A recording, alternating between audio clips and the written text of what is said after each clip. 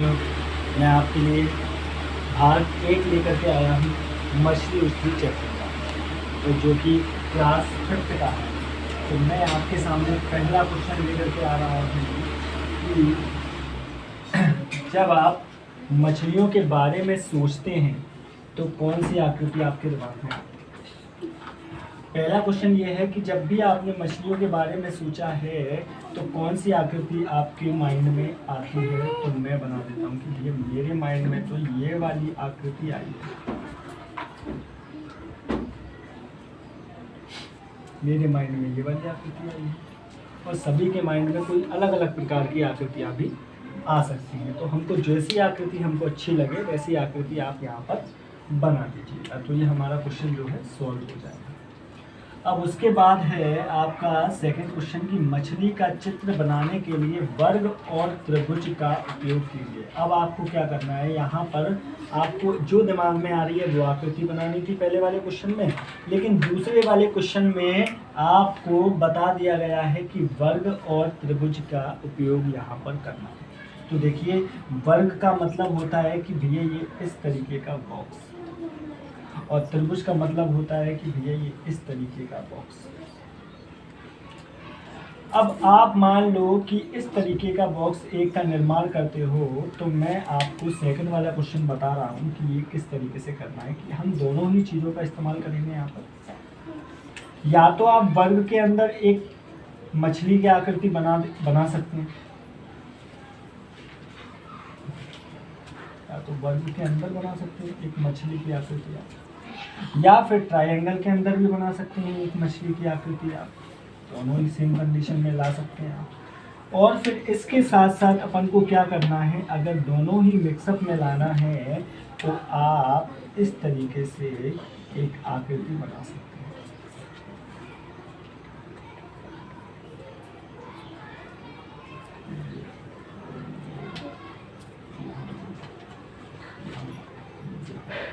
इस टाइप से आप एक आकृति बना सकते हैं। तो देखिए, यहाँ पे वर्ग का भी उपयोग हो गया, ट्रायंगल का भी उपयोग हो गया। तो दोनों तरीके से हम इस आकृति को सॉल्व कर सकते हैं, और आपके दिमाग में और कोई अदरवाइज ऑप्शन आ रहा है तो आप उस हिसाब से इसको बना सकते हैं। तीसरे क्वेश्चन की तरफ हम बढ़ते हैं। तो एक ऐसा चेहरा बनाइए जिसकी आंखें मछली जैसी हैं।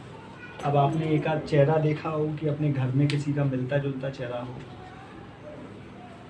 बहन का, भाई का, या किसी भी अदरवाइज पर्सन का, तो उसकी आंखें जो हैं वो मछली के आकार की होनी चाहिए, ऐसी सुंदर सी आंखें होनी चाहिए, और उस पर भैया बॉल भी चढ़ा दो, और इसमें एक लड़की का चित्र बना दो। तो वो आपका क्वेश्चन यहाँ पर सॉल्व हो जाएगा।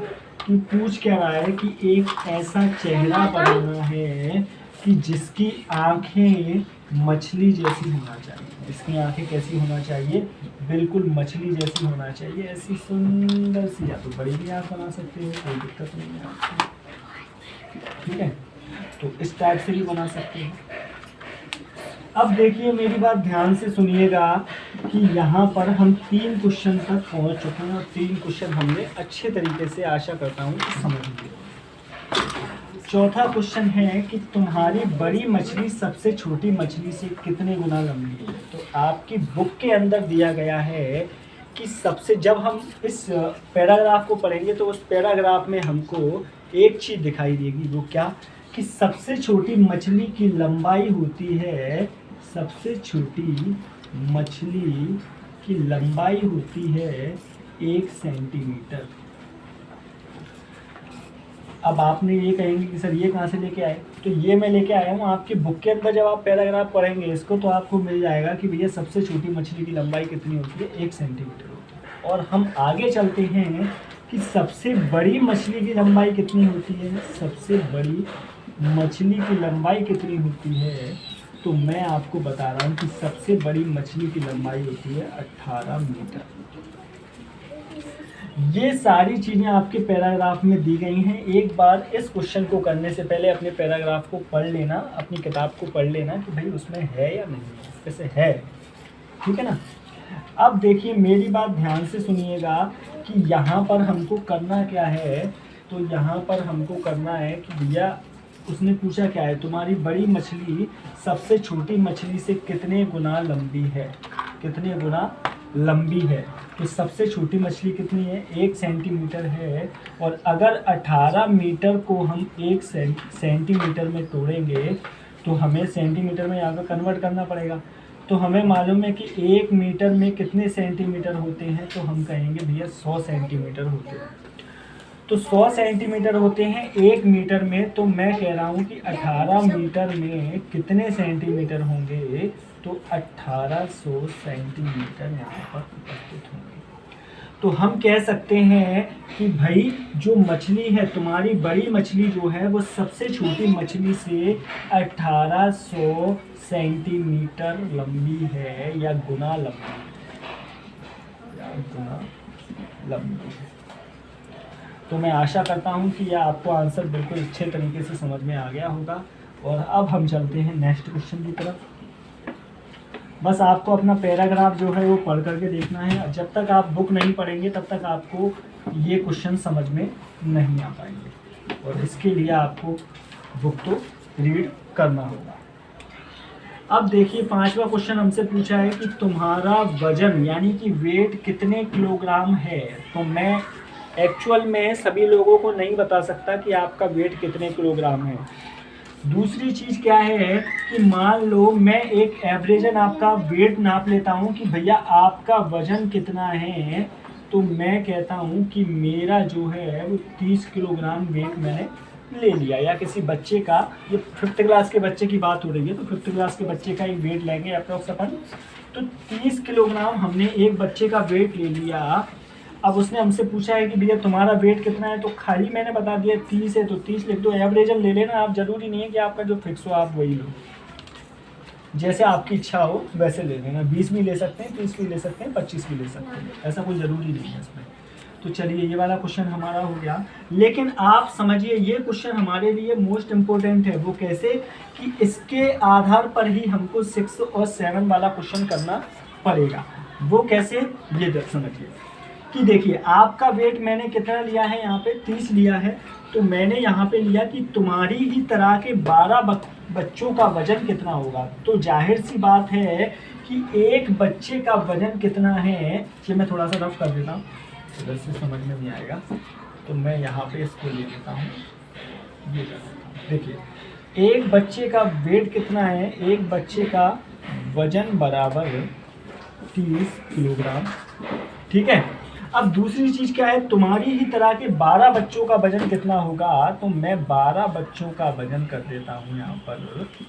12 बच्चों का वजन इक्वल 30 × 12, यानी कि हम इसको कैलकुलेट करेंगे। तो अगर सिंपल करना है तो मैं सिंपल तरीके से भी कर दूंगा, और लॉन्ग करना है तो लॉन्ग भी कर दूंगा। वैसे इसका आंसर आएगा 360। तो मैं इसको कैलकुलेट कर देता हूँ यहाँ पे। 2 का 0 से किया, 2 का 3 से किया, कितना आया 6 आया। 1 का 0 से किया 0 आया, 1 का 3 से किया तो 3 आ गया। यहाँ पे प्लस कर दिया इसको, ये हो गया 360। तो हमारा 12 बच्चों का वजन कितना आ गया, 12 बच्चों का वजन 30 के हिसाब से 360 किलोग्राम होगा, ठीक है। अब ये वाला क्वेश्चन मैं आशा करता हूँ कि आपने अच्छे तरीके से समझ लिया होगा कि भैया जब भी हम किसी एक चीज़ को किसी ज़्यादा चीज़ों में कन्वर्ट करते हैं तो हमको मल्टीप्लाई करना होता है। मान लीजिए यहाँ पे बच्चे की जगह पे केले होते कि भैया 1 दर्जन केले कितने के, एक दर्जन में 12 केले होते हैं। तो मैं आपसे कहूँ कि 12 दर्जन में जो है वो कितने केले होंगे। तो जाहिर सी बात है कि भैया 12 × 12 कर देंगे यहाँ पर। तो 2 दूनी 4 और 2 एकम 2 × 2 और 1, यहाँ पे 144 इसका आंसर आ जाएगा। तो इस हिसाब से हम इसको मल्टीप्लाई कर सकते हैं। अब आगे देखिए, आगे अपन को क्या करना है कि ये हो गया 360 किलोग्राम। ये वाले क्वेश्चन का आंसर कितना हो गया, 360 किलोग्राम हो गया। कि 12 बच्चों का वजन कितना हो गया, 360 किलोग्राम। अब देखिए लास्ट क्वेश्चन है कि व्हेल शार्क, यानी कि जो व्हेल शार्क होती है वो सबसे बड़ी मछली होती है। वर्ल्ड की सबसे बड़ी मछली कौन सी है, व्हेल शार्क। इसका वजन तुम्हारे जैसे 12 बच्चों के कुल वजन से लगभग कितना ज़्यादा होगा। तो मैंने आपको बताया था कि ये 1800 सेंटीमीटर की है। अब आप देखिए इसका वेट कितना होगा। तो ये उसमें लिखा हुआ है बुक के अंदर कि इसका वेट होगा करीबन आपके 16,000 किलोग्राम। एक व्हेल शार्क का वेट होता है 16,000 किलोग्राम। अब देखिए उसमें पूछा क्या है कि व्हेल शार्क का वजन तुम्हारे जैसे 12 बच्चों के कुल वजन से लगभग कितना ज़्यादा होगा। तो हमने 12 बच्चों का वजन निकाला था। 12 बच्चों का वजन हमारा कितना हो गया। 12 बच्चों का वजन बराबर हमारा 360। अब आप यहाँ से माइनस कर दीजिए कि 16,000 में से 360 आपने माइनस किया तो आपका कितना आया 15,640 किलोग्राम। ठीक है, तो यहाँ पर ये हमारा हो गया। अगर आप सिंपल तरीके से सॉल्व करना चाहते हैं तो इसको ऐसे भी सॉल्व कर सकते हैं कि भैया 360 यहाँ से 0 में से 0 गई, 10 में से 6 4 और यहाँ पे 9 में से 3 गया, 9 में से 3 गया 6 और यहाँ पर 5 की 5 आ गई। तो कितना आ गया 5650। तो मैं आशा